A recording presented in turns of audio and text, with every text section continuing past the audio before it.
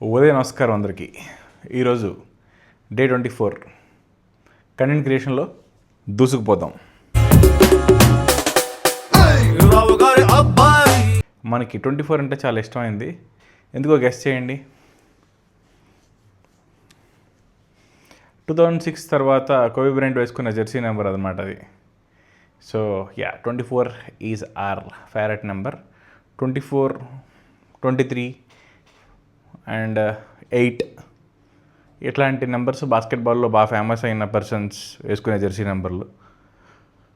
24 Koby అని చెప్పా కదా, 8 ఎవరిది అండ్ 23 ఎవరిదో కొంచెం గెస్ చేయండి. మీకు తెలిస్తే కామెంట్స్లో మెన్షన్ చేయండి. సో ఈరోజు ముచ్చట ఏంటంటే, పొద్దున్నే లేచాం. నిన్న పడుకున్నా కానీ నిన్న చాలా రోజుల తర్వాత ఆపలేనంత నిద్ర త్వరగా వచ్చేసింది. త్వరగా అంటే మరీ త్వరగా ఏం కాదులేండి, మన టైమింగే, రివీల్ చేయకూడదు, ఇంట్లో చూసేస్తారు కాబట్టి. బట్ 1 గంట తర్వాతే పడుకున్నాను. కానీ పొద్దున్న మళ్ళీ 8 గంటలకల్లా మెలకు వచ్చేసింది. దానివల్ల కొంచెం స్లీప్ డెఫిసిట్ ఉండే అనమాట. అది 4 o'clockకి, సాయంత్రం 4 o'clock చూపించింది. విపరీతంగా కళ్ళు తిప్పే అనమాట, నిద్ర బాగా వచ్చేసింది. సో జనరల్గా ఈ మధ్యన బ్రేక్ తీసుకోవడం మానేశాను, ఎందుకంటే చాలామంది నా కొలీగ్స్ లీవ్లో ఉంటున్నారు కాబట్టి. బట్ ఈరోజు మళ్ళీ 4:30 ఆ టైంకి చిన్న బ్రేక్ తీసుకోవాల్సి వచ్చింది. ఇకపోతే ఈరోజు కార్డియో యాక్చువల్లీ, కానీ విపరీతంగా జనాలు ఉండడం వల్ల కార్డియో మీద ఎక్కువ టైం స్పెండ్ చేయడానికి అవ్వలేదు. కాసేపు రోయింగ్ మెషిన్ మీద రోయింగ్ చేశాను, తర్వాత సైక్లింగ్ చేశాను. అండ్ జనరల్లీ కార్డియో ఉన్న రోజు ఆర్మ్స్ కూడా చేస్తాను, ఎందుకంటే కొన్నిసార్లు బైసెప్ చేయడానికి నాకు ఇంట్రెస్ట్ ఉండదు ఆన్ ద అదర్ డేస్. ఈ వీక్ అంతా మనకి ఎలా ఉండే, కొంచెం చెప్పా కదా, చాలా చాలా మిక్స్డ్ ఫీలింగ్స్ ఉండి, సైకలాజికల్ పీరియడ్స్ అని వాటి గురించి మాట్లాడాను కదా. సో కొంచెం లోగానే ఉండే, ఈవెన్ దో నా మగ్దో మోటివేషన్ వచ్చిన స్టిల్ అలా. కాకపోతే there is no single winning streak I think for me to get refreshed. అట్లా మంచి విన్ ఇచ్చే స్ట్రీక్ ఒకటి లేదు, దానివల్ల కొంచెం డల్గా ఉండే. మెన్ ఆర్ సింపుల్ అంటారు కదా. Yes, really be men are so simple. నాకు ఆ స్ట్రీక్ ఏంటంటే, బెంచ్ ప్రెస్ 120 kgs అనమాట. 2 reps వచ్చాయి వితౌట్ ఎనీ అసిస్ట్. అదే నాకు విపరీతమైన ఆనందం ఇచ్చేసింది. సో మొత్తం ఈ టర్మాయిల్ ఏదైతే ఉందో, వీక్ టర్మాయిల్ అంతా ఒకేసారి పోయినట్టు అనిపించింది. బాధ అంతా ఒకసారి విముక్తి అయిపోయినట్టు అనిపించింది అనమాట. 6 sets చేశాను మొత్తం బెంచ్ ప్రెస్ మీద. యాక్చువల్లీ ఆర్మ్ చేయాలి, ఆర్మ్ కన్నా ముందు కొంచెం ఎలాగో కార్డియో కదా, ఓన్లీ 1 exercise చేస్తాను, స్టార్టింగ్ చెస్ట్, తర్వాత వెళ్ళి మెథడ్ చేసుకుందని చెప్పి సరదాగా చెస్ట్ ఎక్సర్సైజ్ కొట్టాను. అన్ని సెట్స్ మంచి రెప్స్ వస్తూనే ఉన్నాయి. అండ్ లాస్ట్ సెట్ 120తో చేద్దాము వితౌట్ ఎనీ స్పాట్ అని ట్రై చేశాను, అండ్ సక్సీడెడ్. సో దానికి చాలా ఆనందంగా అనిపించింది. ఇన్ని రోజులు ఈ జాబ్ అంటే ఈ లే ఆఫ్లు, ఈ బిజీ వర్క్ స్కెడ్యూళ్ళు, లేకపోతే తలనొప్పులు, ఇవన్నీ ఒక దెబ్బకు పోయాయి అనమాట. I was very happy for a brief amount of time. Last week మనం ఏమనుకున్నామంటే, వచ్చే వీకెండ్స్ మనకు చాలా ఇంపార్టెంట్, సో వాటిని వేస్ట్ చేయకూడదు, అప్స్కిల్ ఇవ్వడానికి మనం ట్రై చేయాలని చెప్పి.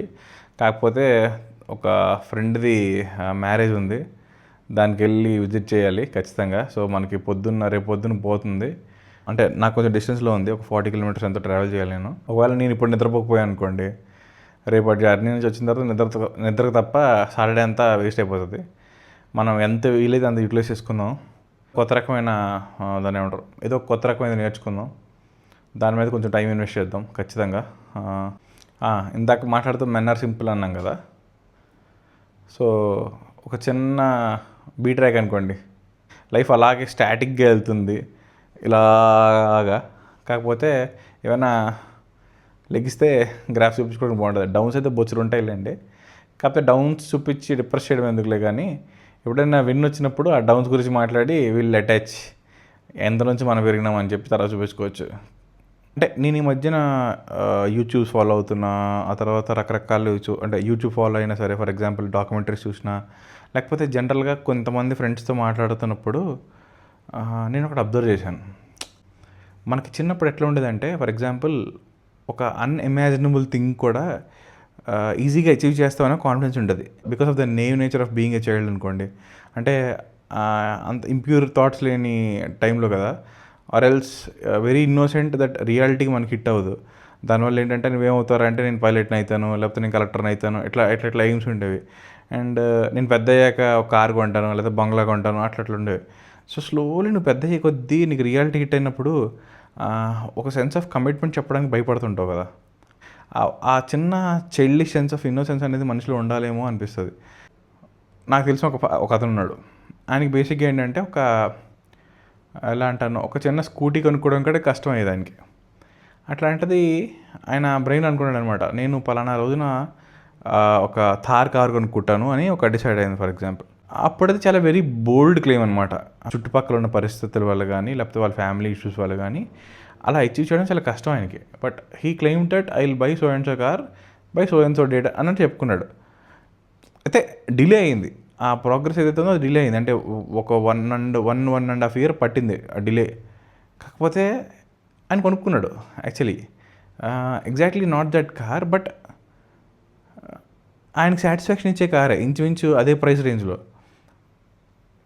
నాకు అనిపిస్తుంది అనమాట, ఇలా ఫర్ ఎగ్జాంపుల్ ఆ చైల్డిష్ ఇన్నోసెన్స్ ఉంచుకుంటూనే మనం ఏమైనా ఒక బోల్డ్ క్లెయిమ్ చేసి ఉంటే అంటే చేస్తే ఏదో సమ్వేర్ అరౌండ్ యువర్ మైండ్ నీకు అది లింగర్ అయ్యి నీకు ఒక కాన్స్టెంట్ ఏదైనా ఉంటారు, ఒక రిమైండర్లా ఉంటుంది. దానివల్ల ఏంటంటే మనం అనుకున్నది మేనిఫెస్ట్ అవుతుందేమో అన్నట్టు నాకు అనిపిస్తుంది అనమాట. ఇప్పుడు ఇది చెప్పడానికి కారణం ఏంటంటే నాకు కూడా ఇట్లా బోల్డ్ మేనిఫెస్టేషన్ చేయాలనిపిస్తుంది అనమాట. ఇంకా కెమెరా ముందు చెప్పేంత ఇది లేదు, కానీ చిన్న చిన్నవే నేను ఎక్కువ ఆలోచించకుండా మేబీ ఏ టార్గెట్స్ అచీవ్ చేయాలో డిసైడ్ అవ్వలేక కొంచెం వెనకబడుతున్నానేమో అన్నట్టు నాకు ఫీలింగ్ వస్తుంది అనమాట. I think it's time for me to make a bold claim.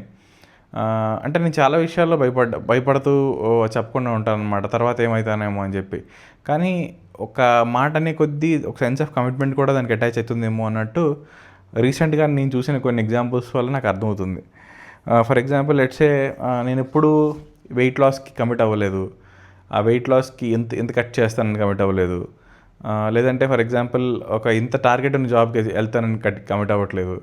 లేదంటే పలానా టైంలో ఈ ట్రిప్కి వెళ్తానని కమిట్ అవ్వట్లేదు. లేదు నాకున్న వెహికల్ని అప్గ్రేడ్ చేస్తానని కమిట్ అవ్వట్లేదు. నేను ఒక ఇల్లు కొంటానని కమిట్ అవ్వట్లేదు. అంటే ఒక టార్గెట్ పెట్టి కమిట్ అవ్వకుండా ఒక బోల్డ్ క్లెయిమ్ చేయకుండా ఉన్నాను. ఆబ్వియస్గా మనం చెప్పిన ప్రతిదీ జరగాలి అంటే నేనేమైనా ఉంటారు చిరంజీవినా, అబ్దుల్ కలాంనా, లేకపోతే విక్రమ్ బాత్రానా చెప్పండి.